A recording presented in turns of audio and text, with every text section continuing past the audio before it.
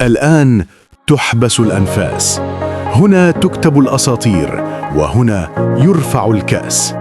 المغرب في مواجهة السنغال في نهائي كأس إفريقيا 2025، مباراة العمر. 9 مساء بتوقيت المغرب، ملعب الأمير مولاي عبد الله، الرباط، على شاشات بي إن سبورتس، حيث لا مكان للخطأ. أسود الأطلس يصلون إلى النهائي بعد رحلة بطولية، انتصارات بثقة، تنظيم بصلابة، وجماهير تصنع الفارق وتدفع الحلم إلى الأمام. وعلى الجهة الأخرى السنغال، قوة لا تساوم، خبرة في المواعيد الكبرى، وسرعة قاتلة تنتظر لحظة الحسم.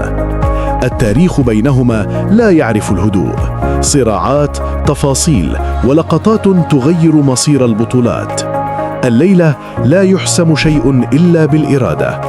المغرب يراهن على السيطرة والذكاء والضغط العالي، والسنغال ترد بالقوة والمرتدات والحسم أمام المرمى. 90 دقيقة وربما أكثر تفصلنا عن معرفة البطل. من يصرخ فرحاً عند الصافرة الأخيرة؟ برأيك، هل يتوج المغرب على أرضه أم تخطف السنغال اللقب؟